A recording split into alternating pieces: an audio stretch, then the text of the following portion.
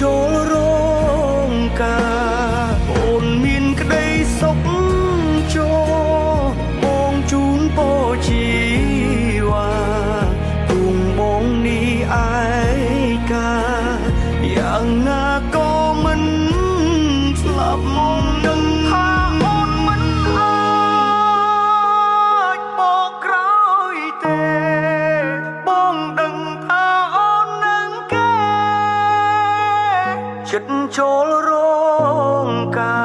រអូនមានក្តីសុខចូលបងជូនពរជីវ៉ាទុំបងនេះឯកាយ៉ាងណា